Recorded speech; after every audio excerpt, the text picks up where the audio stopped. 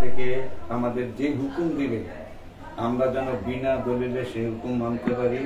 আল্লাহ রাব্বুল আলামিন আমাদেরকে এই তৌফিক দেন, আমাদের যে টার্গেট দেওয়া যাবে আমরা যেন সেই হুকুম মোতাবেক আমরা খেদমত করতে পারি।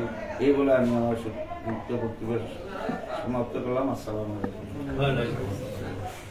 এখন আপনাদের মাঝে বক্তব্য রাখবেন জাকির পার্টি যুব উলামা ফ্রন্টের ঢাকা মহানগর অন্যতম সদস্য মাওলানা আব্দুল কাদের কুমিল্লা। মাওলানা আব্দুল আলহাস মাওলানা আব্দুল কাদের কুমিল্লা।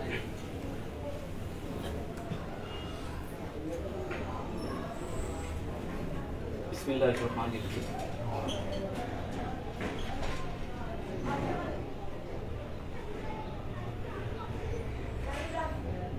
খাজা বাবা পৃথিবীকে প্রজাপতি জিন্দাবাদ, জাকির পার্টি জিন্দাবাদ,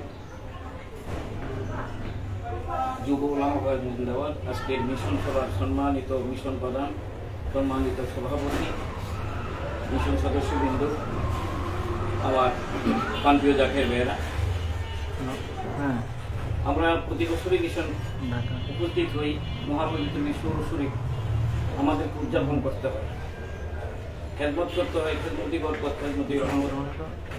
খেদমত করলে আল্লাহকে পাওয়া যায়, পীরকে রাজি খুশি করা যায়। কাজেই আমরা প্রতি বছরই এই খেদমত করে থাকি।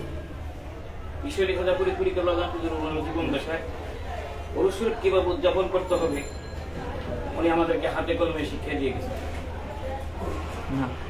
আজকে মিশন প্রদানের মাধ্যমে আমার পীর প্রদানের মাধ্যমে আমি নালিশ রাখতেছি, মহাপবিত্র বিশ্ব শরীফ 2025-এ যেন মিশন প্রধান আমাদেরকে যে টার্গেট দিয়ে যাবেন সেই টার্গেট অনুযায়ী যেন আমরা খেদমত করতে পারি, সেই গায়েবী মালিকের কদমে চাই। এই বলে আমার সংক্ষিপ্ত বক্তব্য এখানে শেষ করলাম। এখন আপনাদের মাঝে মূল্যবান বক্তব্য রাখবেন, যার অপেক্ষায় আমরা বসে আছি, যিনি বিশ্ববি খাজা হুজুরের কদম থেকে, জাকির পার্টির মহামান্য চেয়ারম্যান মহোদয়ের কদম থেকে রহমতের ডালা নিয়ে, আল্লাহর রহমত বরকত নিয়ামত নিয়ে আমাদের মাঝে এসেছেন। আজকের মিশন প্রধান, জাকির পার্টি যুব উলামা ফ্রন্টের কেন্দ্রীয় সাধারণ সম্পাদক, জাকির পার্টি স্থায়ী কমিটির অন্যতম সদস্য, বিশ্বরী রেসালত মঞ্জিল বানানী পাক দরবার শরীফের সম্মানিত খতিব, আন্তর্জাতিক খ্যাতি সম্পন্ন মুফতি আজম আল্লামা মাওলানা মুফতি শরীফুল ইসলাম সাইফি সাহেব, আল্লামা মাওলানা মুফতি শরীফুল ইসলাম সাইফি সাহেব। নারায়ে তাকবীর, আল্লাহু আকবার। বিশ্বরী খাজা ফরিদপুরি জিন্দাবাদ, জাকির পার্টি জিন্দাবাদ, জাকির পার্টি যুব উলামা ফ্রন্ট ঢাকা মহানগর জিন্দাবাদ, জাকির পার্টি যুব উলামা ফ্রন্ট ঢাকা মহানগর জিন্দাবাদ। আজকের মিশন প্রধান আল্লামা মুফতি শরীফুল ইসলাম সাইফি সাহেব জিন্দাবাদ। নারায়ে তাকবীর, আল্লাহু আকবার। আউযু বিল্লাহি মিনাশ শাইতানির রাজীম। বিসমিল্লাহির রহমানির রহিম। উপস্থিত জাকির পার্টি যুব উলামা ফ্রন্ট কর্তৃক আয়োজিত ঢাকা মহানগরের আজকের এই মিশন সভার সম্মানিত সভাপতি মাওলানা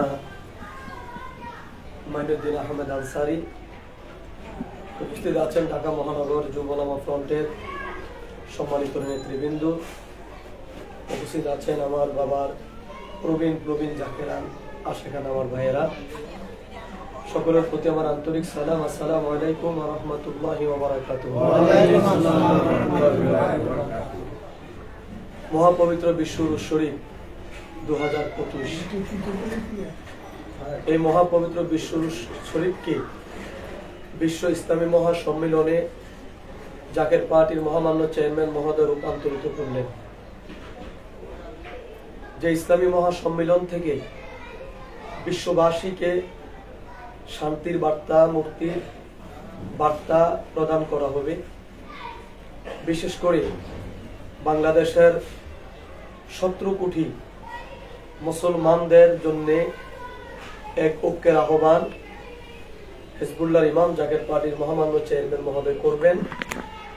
যে ঐক্য এখন বাংলাদেশের প্রত্যেকটা মুসলমানের প্রয়োজন, কারণ বাংলাদেশের চতুর্দিক থেকে যেভাবে ইসলাম বিদ্বেষীরা, ইসলামের শত্রুরা, কালিমার শত্রুরা যেভাবে আজকে উঠে পড়ে লেগেছে, মুসলমান নিধনের নীল নকশা হাতে নিয়ে যেভাবে তারা মাঠে ময়দানে কাজ শুরু করেছে জাতীয় আন্তর্জাতিকভাবে, এই সময়ে মুসলমানদের ঐক্যের কোনো বিকল্প নাই, ঐক্য আমাদেরকে করতেই হবে। তাই কেবলাজান হুজুর বিশ্বলি খাজা বাবা ফরিদপুরি কুদ্দুস আসরুল আলী সাহেব প্রায় সময় বলতেন, বিশেষ করে কেবলাজান হুজুর রহমতের সময় বলতেন, এবং যেদিন জাকের পার্টি ঘোষণা করলেন, জাকের পার্টির ঘোষণার দিন কেবলাজান হুজুর বললেন, একতার বলে সবে হও বলিয়ান, উড়িবে আকাশে তব বিজয় নিশান। তোমরা যদি ঐক্যবদ্ধ থাকতে পারো, তোমাদেরকে কেউ কোনো ক্ষতি করতে পারবে না। আল্লাহ তাবারাক তাআলা আজ থেকে 1450 বছর আগে পবিত্র কালামুল্লাহ শরীফ আল্লাহ পাক বলে দিলেন, ওয়াতাসিমু বিহাবিলিল্লাহি জামিআ ওয়া লা তাফাররাকু। আল্লাহ বলে দিলেন, হে মুমিনেরা, তোমরা বিচ্ছিন্ন বিক্ষিপ্ত তোমরা হইও না, তোমরা ঐক্যবদ্ধ থাকো, ঐক্যবদ্ধ হয়ে আমি আল্লাহর রজ্জুকে তোমরা শক্ত করে থাকো। নাসরুম মিনাল্লাহ, তাহলে আল্লাহ পাক তোমাদেরকে সাহায্য করবেন। এর মানে এটাই প্রমাণিত হয়, যতদিন পর্যন্ত মুসলমান ঐক্যবদ্ধ থাকবে, ঐক্যবদ্ধ ছিল, ততদিন পর্যন্ত মুসলমানদেরকে আল্লাহ তাবারাক তাআলা সাহায্য করেছেন। যখনই মুসলমানদের মধ্যে বিভাজন সৃষ্টি হলো, আর তখন আল্লাহ তাবারাক তাআলার সাহায্য মুসলমানদের জন্য বন্ধ হয়ে গেছে। যেমন বদরের যুদ্ধে 313 জন মুর্দে মুজাহিদ ঐক্যবদ্ধ হয়ে আল্লাহর হাবিব সরকারে দো আলমের নেতৃত্বে বদরের প্রান্তে গিয়েছিলেন। সংখ্যা ছিল মাত্র 313, কাফেরের সংখ্যা ছিল 1000। 1000 বাহিনীর মোকাবেলায় 313 জন যখন ইমানি বলে বলিয়ান হয়ে ঐক্যবদ্ধ হয়ে ওয়াতাসিমু বিহাবলিল্লাহি জামিআ, এক ভাই আরেক ভাইয়ের সাথে ঐক্য হয়ে আল্লাহর রজ্জুকে যখন শক্ত করে ধরলেন, আল্লাহ তাবারাক তাআলা সেই বদরের প্রান্তে আসমান জগৎ থেকে রহমতের ফেরেশতা জিবরিল আলাইহিস সালাতু ওয়াস সালামের নেতৃত্বে তিনি পাঠাইয়া মুসলমানদেরকে সাহায্য তিনি করলেন। তো সেই আল্লাহ তো এখনো আমাদের আছে নাকি? সেই আল্লাহ এখনো আমাদের আছে, সেই জিবরাইলও আছে, সেই মিকাইলও আছে, সেই ইসরাফিলও আছে, সে আজরাইলও আছে, আল্লাহর কোটি কোটি ফেরেশতারা এখনো আছে। এখন প্রশ্ন হলো, যদি সে আল্লাহ থেকে থাকে, এখন প্রশ্ন হলো, সে আল্লাহ যদি আল্লাহর ফেরেশতা জিবরাইল মিকাইল ইসরাফিল যদি থেকেই থাকে, তাহলে আজকে পৃথিবীর আফগানিস্তানে মার খেলো মুসলমান, পাকিস্তানে মার খেলো মুসলমান, ভারতের গুজরাটে মার খেলো মুসলমান, দিল্লির মসজিদ ভেঙে দিল মুসলমানদের, আপনার কাশ্মীরে মার খেয়ে মুসলমান, আমাদের পার্শ্ববর্তী দেশ মায়ানমারে মার খেলো মুসলমান, বর্তমান ফিলিস্তিনে মার খেলো মুসলমান, আপনার ইরাকে মার খেলো মুসলমান, ইরানে মার খাচ্ছে মুসলমান। আজকে সারা চেচনিয়া বসনিয়া থেকে শুরু করে প্রতিটি মুসলমান দেশে মুসলমান মার খাচ্ছে। তাহলে আল্লাহ যদি থাকে, তাহলে মুসলমানদেরকে সাহায্য এখন করে না কেন? আল্লাহ তো ওয়াদা করেছেন, নাসরুম মিনাল্লাহ ওয়া ফাতহুম কারীব, তিনি মুমিনদেরকে সাহায্য করবেন। তাহলে এখন আল্লাহ পাক কেন সাহায্য করেন না? এর মানে কি আল্লাহর ক্ষমতা নাই? আল্লাহর ক্ষমতা অবশ্যই আছে। সাহায্য কেন করে না? কারণ আমরা আল্লাহ পাকের বিধান ভুলে গেছি। আল্লাহ যে বলে ওয়াতাসিমু বিহাবলিল্লাহি জামিআ, তোমরা আমি আল্লাহর রজ্জুকে শক্ত করে ধরো, একে অপরের তোমরা বিচ্ছিন্ন বিক্ষিপ্ত হইও না। আল্লাহর হাবিব সরকারে দো আলম হাদিসে পাকের মধ্যে বললেন, মুসলমান একটি দেহ, সেই মুসলমান পৃথিবীর যে প্রান্তেই থাকুক, মুসলমান হলো একটি দেহ, মুসলমান বিচ্ছিন্ন না। একজন মানুষের দেহে একটা মশা কামড় দিলে যেমনি তার হৃদয়ের মধ্যে সেটা অনুভূতি হয়, আমার গায়ে মশা কামড় দিয়েছে, হাতে মশা কামড় দিয়েছে, ঠিক তদ্রূপ ভাবে পৃথিবী যে কোনো প্রান্তে মুসলমানের উপর আঘাত করবে, এটা অপর মুসলমান তার গায়ের মধ্যে এসে সেটা তার মধ্যে সেটা এসে অনুভব হবে, তার হৃদয় সে অনুভব হবে। আজকে এইভাবে ফিলিস্তিনের গাজার মুসলমানদেরকে নির্বিচারে হত্যা করে দেওয়া হলো। প্রায় 1 লক্ষ, মিডিয়ায় বলছে 50, কিন্তু এটা তো 50 না, যেখানে হাজার হাজার ঘর বাড়ি ধ্বংস করে দেওয়া হলো। কত মানুষ ধ্বংসস্তূপের নিচে পড়ে আছে, তার তো কোনো হদিস নাই। লক্ষ লক্ষ মানুষের রক্তে যেখানে গাজার মাটি লাল হয়ে গেল, ভ্রমন্ত সাগরের পানি লাল হয়ে গেল। কই এখন পর্যন্ত তো কোন মুসলমান নেতার ভিতরে কোন প্রকার চৈতন্য আমরা পেলাম না। তাদের ফিলিস্তিনের মুসলমানের কষ্টের কোন ভাব তো আমরা পেলাম না। শুধু একজনের মধ্যে দেখলাম, তিনি হলো জাকের পার্টি মহামান্য চেয়ারম্যান পীরজাদা মুস্তাফা মির ফয়সাল মুজাদ্দিদি সাহেব। এই ফিলিস্তিনের ঘটনা নিয়ে যদিও তিনি বর্তমান পৃথিবীর কোন রাষ্ট্র ক্ষমতায় নাই, তারপরও তিনি মুসলিম নেতাদেরকে, ওআইসিকে তিনি আহ্বান করেছিলেন, আপনার ঐক্যবদ্ধ হোক, মুসলমানের স্বার্থ রক্ষার জন্য আপনার ঐক্যবদ্ধ হয়ে মুসলমানদেরকে রক্ষা করেন, মুসলমানদেরকে আপনারা বাঁচান। কিন্তু আমরা দেখলাম তাতেও করে মুসলমান নেতাদের সৌদি আরব বলেন, দুবাই বলেন, আমিরাত বলেন, ওমান বলেন, আপনার পার্শ্ববর্তী ইরাক বলেন, পার্শ্ববর্তী যত দেশ আছে মুসলমানদের, কোন রাষ্ট্রীয় নেতারা কোনো কথা বলে না। কেন বলে না? তাদের চিন্তা হলো আমরা কথা বলতে গেলে আমাদের গদি টিকে থাকবে না। কেন গদি টিকে থাকবে না? কারণ তারা গদিতে এসেছে বৈধ পন্থায় নয়, অবৈধ পন্থায় তারা গদিতে বসেছে। অবৈধ উপায়ে রাসূল পাক সাল্লাল্লাহু আলাইহি ওয়াসাল্লামের আদর্শ অনুসরণ করে তারা ক্ষমতায় বসে নাই, কোরআনের আদর্শ অনুসরণ করে তারা ক্ষমতায় বসে নাই। তাদেরকে ক্ষমতা বসিয়ে দিয়েছে পশ্চিমা বিশ্ব, তাদেরকে ক্ষমতা বসিয়ে দিয়েছে আমেরিকা, তাদেরকে ক্ষমতা বসিয়ে দিয়েছে ইসরায়েল। যার কারণে এখন তারা কথা বলতে গেলে আমেরিকা তাদের ঘাড় চেপে ধরে, ক্ষমতা হারানোর ভয়ে তারা কোনো কথা বলে না। কিন্তু জাকের পার্টির মহামান্য চেয়ারম্যান মহোদয় তিনি ক্ষমতার লিপ্সু নন। জাকের পার্টির মহান প্রতিষ্ঠাতা বিশ্বলি আমার কেবলাদান হুজুর বলেছিল, বাবা জাকের পার্টি কোনো ক্ষমতা কেন্দ্রিক রাজনৈতিক দল নয়, জাকের পার্টি একটি আদর্শ কেন্দ্রিক রাজনৈতিক দল। তবে বাবা জাকের পার্টি হলো ফকিরের উপর দল। যেদিন বাবা ফকির লোক সিংহাসনে বসবে সেদিন আকাশ থেকে মিঠা পানি বর্ষিত হবে, জমিনে শস্য হবে, পানিতে মাছ হবে। সেদিন তাম পৃথিবী আল্লাহ পাকের অনাবিল এক শান্তিতে ভরে যাবে, তাম পৃথিবীর মানুষ নিরাপত্তার মধ্যে তারা বেষ্টনীতে থাকবে। তাই জাকের পার্টির চেয়ারম্যান মহোদয়কে দিয়ে আমার কেবলা জান হুজুর সেই সত্যের দাওয়াত আজকে তাম পৃথিবীর মধ্যে ছড়িয়ে দিচ্ছেন। আজকে সারা পৃথিবীতে এখন জাকের পার্টির আলোচনা আনাচে কানাচে এখন গুটগুট করে এখন বলতে শুরু হয়েছে। এমন একজন মহামানবের আগমন পৃথিবীর মানুষ এখন অপেক্ষা করতেছে। এমন একজন ত্রাণকর্তার বিশ্ব মুসলিমের এখন দরকার, যে ত্রাণকর্তার ভিতরে ক্ষমতার লোভ নাই। আর বর্তমান পৃথিবীতে যত নেতা আছে সকল নেতাদেরকে জাস্টিফাই করে মোটামুটি আমার বাংলাদেশের মুসলমানও বুঝতে পেরেছে সেই নেতা হলো পীরজাদা মুস্তাফা মীর ফয়সাল মুজাদ্দিদি সাহেব। কারণ দীর্ঘ 35টি বছর জাকের পার্টি প্রতিষ্ঠা হলো, দীর্ঘ 35টি বছরে কত কিছু গেল, 14 দলীয় ভাগ গেল, 14 দলীয় জোটের মধ্যে ভাগ গেল, এরপরে মহাজোটের মধ্যে হালুয়া রুটি ভাগাভাগি হইল। জাকের পার্টি এত বিশাল দল হওয়ার পরেও 14 দলীয় জোটের হালুয়া ভাগের দাওয়াই নাই। তথাকথিত তৎসময়ের 2001-এর 4 দলীয় জোটের হালুয়া রুটির ভাগও জাকের পার্টি যায় নাই।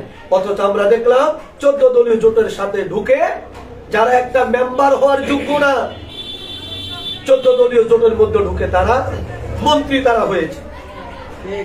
আর জাকের পার্টির চেয়ারম্যান মহোদয় যেখানে দেশ চালানোর মতন স্বয়ং সম্পূর্ণ ক্ষমতা, জনবল, মনোবল, সকলকে সাংগঠনিক বল নিয়ে যিনি আছেন, তিনি 14 দলের কাছ থেকে হালুয়া রুটির ভাগ নিলেন না। আবার তিনি 2001 সালের 4 দলীয় জোটের কাছ থেকে হালুয়া রুটির ভাগ তিনি নিলেন না। না নেওয়ার কারণে আজকে যারা নতুন করে ক্ষমতা যাওয়ার স্বপ্ন যারা দেখে, মানুষ যখন তারা সুন্দর সুন্দর কথা বলে তখন মানুষ পিছের কথা স্মরণ করে। গত 20 বছর আগে আপনি কি করেছিলেন যখন 4 দলীয় জোটে ছিলেন? এখন ইসলামের কথা বলেন, তখন তো দুইটি মন্ত্রী তাদের ছিল, তখন ইসলামের জন্য আপনারা কতটুকু করেছেন এটাই দেশের সবার জানে। তখন অন্যান্য জোট শরীকরা কি করেছিল এটা সবাই জানে, সবাই বোঝে। এরপরে 14 দলীয় জোটে আজকে যারা লুকায়িত তাদের তো অস্তিত্ব এখন নাই, অস্তিত্ব তাদের বিলীন হয়ে গেছে। অস্তিত্ব বিলীন হওয়ার পিছনে এর কারণ হলো জাকের পার্টি। এর কারণ বিশ্বরে আমার কেবলাদান হুজুর যেদিন 14 দলীয় জোটের সরকার অর্থাৎ মহাজোট জোটের সরকার যেদিন আমার কেবলাদান হুজুরের পবিত্র সেজদার স্থান আগারগাঁয়ের মসজিদ কমপ্লেক্স বিশ্বলি খাদা ফরিদপুরি মসজিদ কমপ্লেক্সে যখন বোল্ডেজার দিয়ে যখন ভেঙে দেওয়া হলো, যেদিন ভাঙলেন সেদিন জাকের পার্টির মহামান্য চেয়ারম্যান মহোদয়ের কাছে আমি ছিলাম। ওই দিকটা আমি বনানী পাক দরবার শরীফে ছিলাম। সেদিন জাকের পার্টির মহামান্য চেয়ারম্যান মহোদয় চোখের পানি পালাইলেন। এক পর্যায়ে তিনি বলতে বাধ্য হলো যে বিশ্বলি কেবলাদান হুজুরের পবিত্র সেজদা স্থান এই মসজিদ যেভাবে বোল্ডেজার দিয়ে ভেঙে খান খান করে দেওয়া হয়েছে, বর্তমান সরকার তথা 14 দলীয় সরকার, মহাজোট সরকারের তাদের যে ক্ষমতা, তাদের যে আপনার রাজপ্রাসাদ, এগুলো তাদের রাজত্ব এইভাবে খান খান হয়ে যাবে। আমরা দেখলাম এমনই খান খান আল্লাহ তাবারাক তাআলা তাদেরকে করে দিলেন, আজকে তাদের নামটা পর্যন্ত কোনো মানুষ নেওয়ার সাহস পায় না।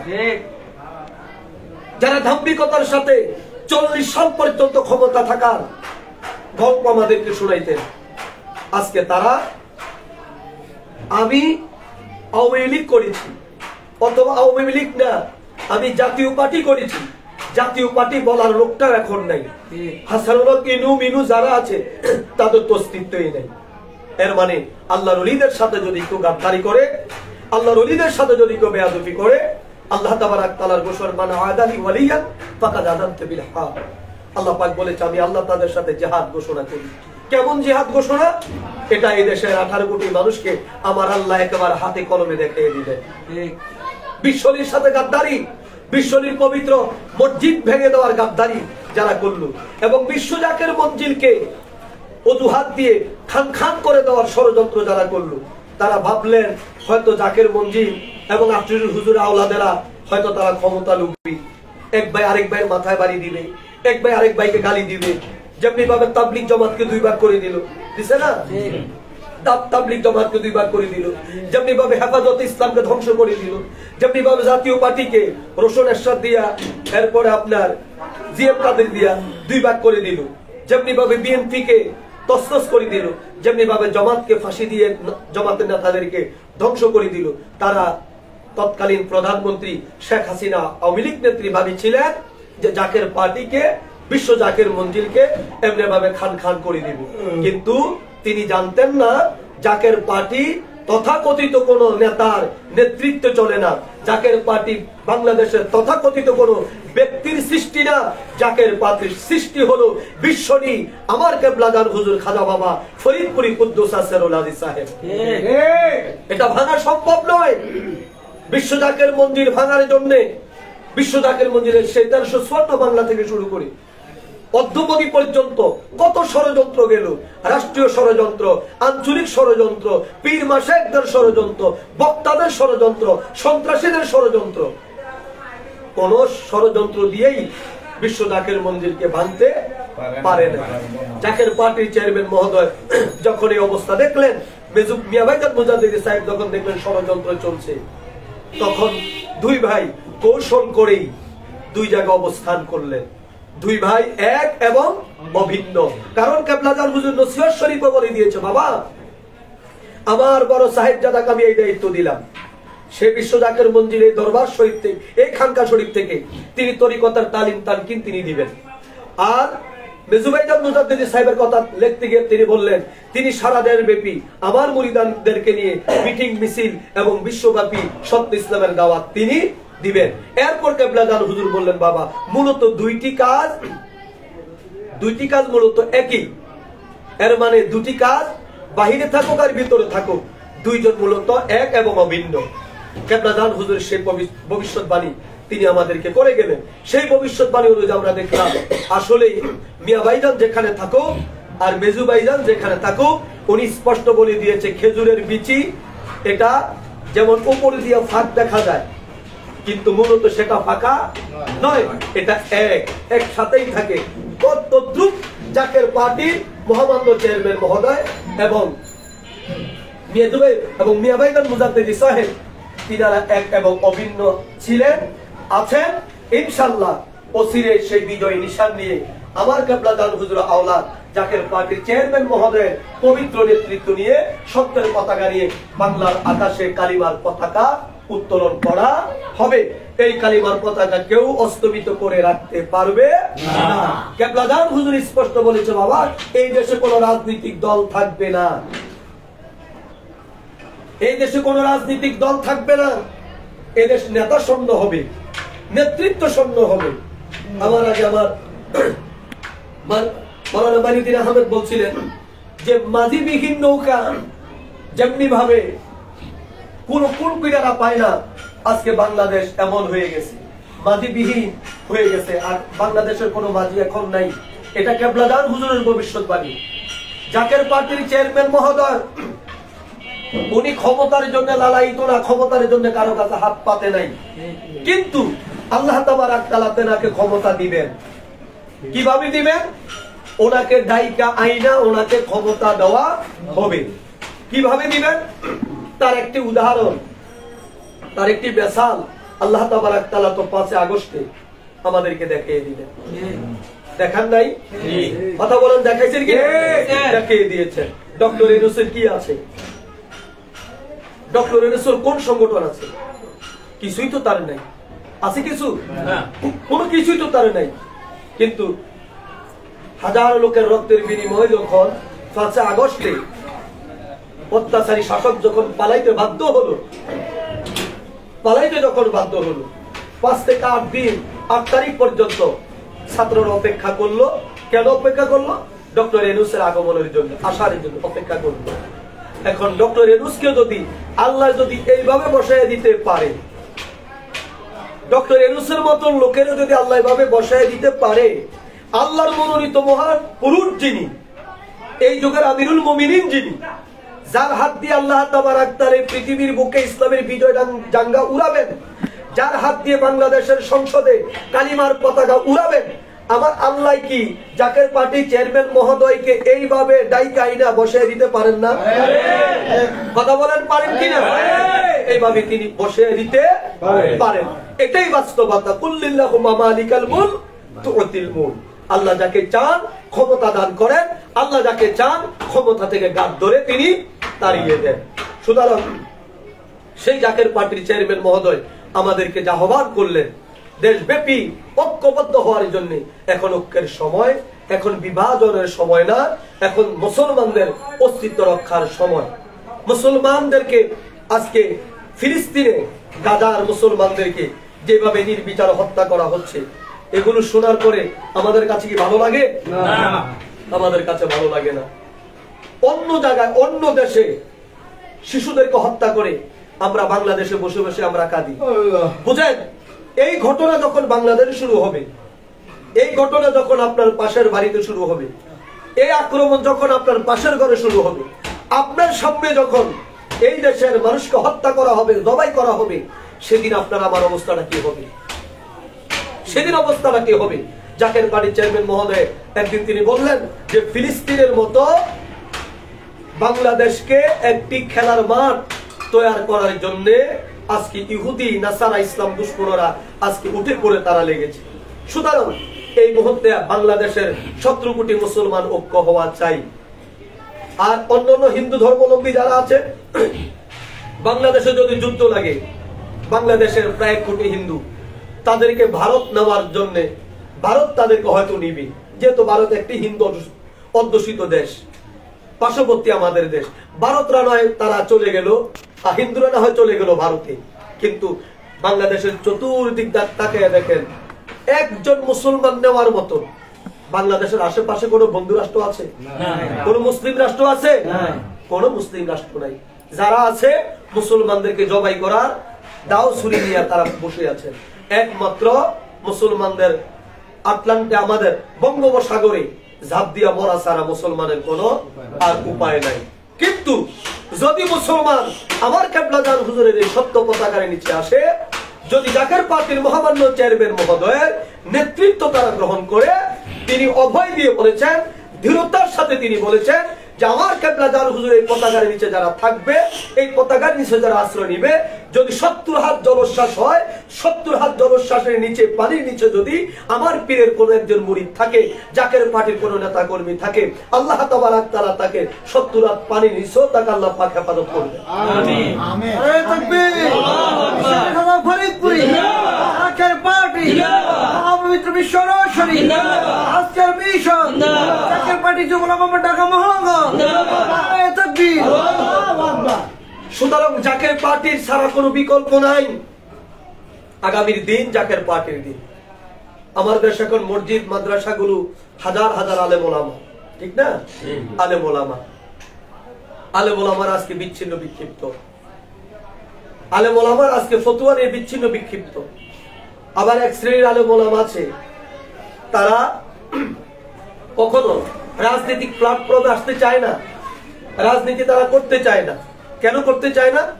আর যদি কোনো সংগঠনে তারা ঢুকে, সংগঠনের স্লোগান দেয় সম্পূর্ণ অরাজনৈতিক সংগঠন। কি লেখে? সম্পূর্ণ অরাজনৈতিক সংগঠন। অথচ আল্লাহ বলে ইন্নামা ইয়াখশাল্লাহু বিইবাদিহিল উলামা। করে তারা দুর্নীতি কম করবে না বেশি করবে? হ্যাঁ, কম করবে। তারা কি মিথ্যা বলবে না সত্য বলবে? তারা কি আপনার দেশের ক্ষতি চাইবে না ভালো চাবে? তারা ভালো চাবে। তাহলে আজকে উলামায়ে কেরামদের উদ্দেশ্য দু একটি কথা। যারা আল্লাহর হাবিব সরকার দো আলম নামাজের জন্য হুজুর জিহাদ করে নাই, রোজার জন্য জিহাদ করে নাই, হজের জন্য জিহাদ করে নাই, যাকাতের জন্য জিহাদ করে নাই। জিহাদ করেছেন কিসের জন্য? রাসূল জিহাদ করেছেন আল্লাহর জমিনে আল্লাহর দ্বীন বাস্তবায়ন করার জন্য। ঠিক কথা বলেন? আল্লাহর জমিনে আল্লাহর দ্বীন বাস্তবায়ন করার জন্য তিনি জিহাদ করেছেন। আল্লাহ নবী যদি শুধু নামাজ পড়তো, মক্কার কোন কাফের আল্লাহর নবীর বাধা দিত দিত না। হেরা 360টার ইবাদত করে, নবী একটার করে, করতেই পারে। কেউ গাছের করে, কেউ সূর্যের করছে। এই নিয়ে মক্কার লোকদের ভিতরে কোনো প্রকার আপত্তি ছিল না। আপত্তি কোথায় ছিল? আপত্তি ছিল আমার নবী যখন ইসলামী শাসন ব্যবস্থা যখন চেয়েছে, কোরআনের বাস্তবায়ন যখন চেয়েছে, আল্লাহর জমিনে আল্লাহর আইন বাস্তবায়নের বিধান যখন চেয়েছে, তখনই দেখা গেল কাফেরদের মাথা গরম হয়ে গেছে। তখনই দেখা গেল কাফেরদের ভিতরে তাদের ব্যক্তি স্বার্থের উপরে তাদের আঘাত লাগতেছে যে কালিমার আইন বাস্তবায়ন হলে লাত উজ্জাত মানাতের আর কোন অস্তিত্ব টিকে থাকবে না। তখন তারা আল্লাহর হাবিবের বিরোধিতা শুরু করলো। আজকে লেগে দিয়েছে সম্পূর্ণ রাজনৈতিক। এই দরবারে রাজনৈতিক আলাপ আলোচনা চলা যাবে না। এখন আমি তাদের কাছে জানতে চাই, তাদের কাছে আমার বিনয়ের সাথে প্রশ্ন, আপনাদের ওই খানকা, আপনাদের ওই দরবার, আপনাদের ওই মজলিস, এটা কি আমার নবী রহমাতুল লিল আলামিনের দরবারের চাইতেও শ্রেষ্ঠ? না। পৃথিবীর শ্রেষ্ঠ দরবার দরবারে মুস্তাফা, পৃথিবীর শ্রেষ্ঠ দরবার দরবারে মুস্তাফা, পৃথিবীর শ্রেষ্ঠ মসজিদ মসজিদে হারাম এবং মসজিদে নববী। সেই মসজিদে নববীতে বসে আমার নবী মদিনার রাষ্ট্র কায়েম করলেন। আমার নবী সেখান থেকে শাসন ব্যবস্থা পরিচালনা করলেন। সেই মদিনার মসজিদে যদি আমার নবী রাজনীতি করতে পারেন, রাজনীতি শিক্ষা দিতে পারেন, হযরত আবু বকর যদি রাজনীতি করতে পারেন, হযরত ওমর রাদিয়াল্লাহু তাআলা আনহু যদি রাজনীতি করতে পারেন, হযরত ওসমান গনি রাদিয়াল্লাহু তাআলা আনহু যদি রাজনীতি করতে পারেন, হযরত মাওলা আলী কায়নাত যদি রাজনীতি করতে পারেন, তাহলে আপনারা কোন জাতের পীর, আপনারা কোন জাতের খানকাওয়ালা, এটা আমাদের জানার দরকার আছে। এই জাতি কিন্তু এখন সেটা জানবে, এই জাতি এখন সেটা জানতে চায়। এর মানে হাদিয়া খাওয়ার নাম তরিকা না, পিরানির নাম ইসলাম না। ইসলাম হলো রাসূল পাক সাল্লাল্লাহু আলাইহি ওয়াসাল্লামের আদর্শের নাম। রাসূলের আদর্শের মধ্যে যা আছে, আল্লাহর হাবিব যতগুলো যুদ্ধের ময়দানে গিয়েছেন, প্রত্যেকটা যুদ্ধের হাকিকত ছিল মদিনার রাষ্ট্রকে হেফাজত করা, মদিনার ইসলামকে বিস্তৃত করা। প্রত্যেকটা জায়গায় সেটা ছিল। নামাজ, রোজা, কলমা, হজ, যাকাত নিয়ে আজকে আমাদের মধ্যে কোনো ফেসাফেসি নাই তো। ওহাবিও নামাজ পড়ে, খারিজিও নামাজ পড়ে, রাফিজিও নামাজ পড়ে, ইহুদিরও আল্লাহরে ডাকে, খ্রিস্টানরাও আল্লাহকে ডাকে। এই নিয়ে তো কোনো সমস্যা না। সমস্যা কখন? সমস্যা যখন ইনিল হুকমু ইল্লা লিল্লাহ, যখন আল্লাহর হুকুমের বিধান যখন বলা হয়, আল্লাহর আইন কায়েমের কথা যখন বলা হয়, তখনই তাদের মাথা গরম হয়ে যায়। সুতরাং আজকে জাকের পার্টির চেয়ারম্যান মহোদয় সেই কথা ধরে বলতে হয়, যদি এই মুহূর্তে ছোট ছোট পীর মাশায়েখগণ যদি জাকের পার্টিতে না, তাদের কোনো অস্তিত্ব কিন্তু থাকবে না। তাই জাকের পার্টিতে সকল পীর মাশায়েখ এবং সকল ওলি আল্লাহদেরকে এবং তার সাথে আলেম ওলামা যারা আছে, আলেম ওলামাদেরকে ঐক্যবদ্ধ হয়ে সামনে আসতে হবে। আলেম ওলামাদেরকে সামনে আসতে হবে। আলেম ওলামারা আজকে খানকায়, মসজিদে, মাদ্রাসায় এই যে বসে আছে, এই বসে থাকার পিছনে কলকাঠি লেড়ে যাচ্ছেন ইহুদি এবং নাসারারা।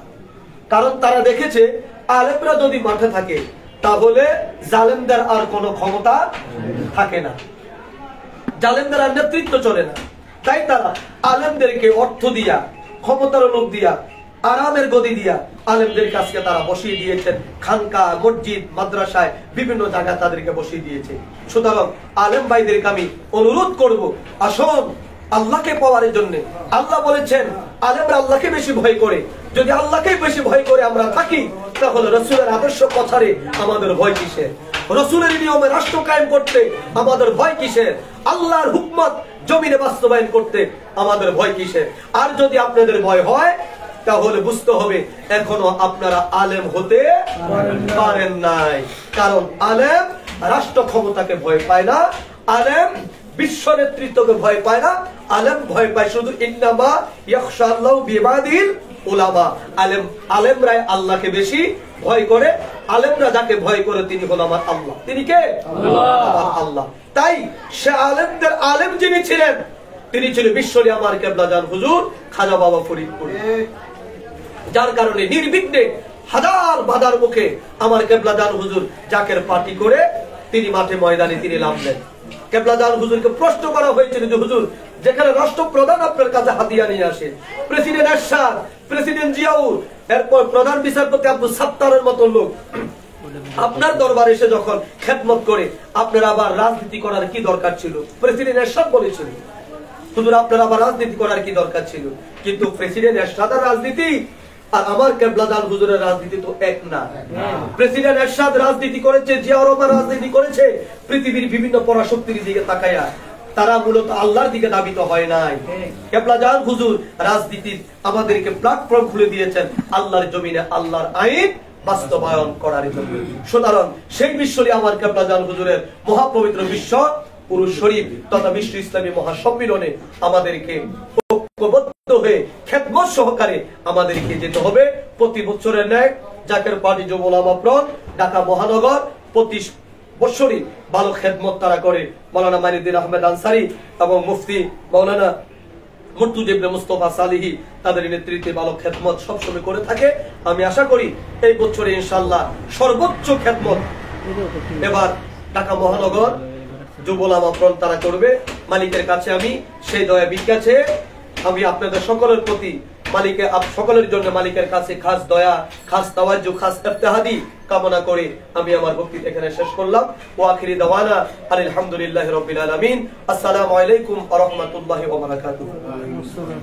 নারে তাকবীর, ঢাকা ফরিদপুরি, পবিত্র বিশ্ব ইসলামী সম্মেলন, জাকের পার্টি, জাকের পার্টি যুব উলামা ফ্রন্ট, জাকের পার্টি ঢাকা মহানগর দক্ষিণ।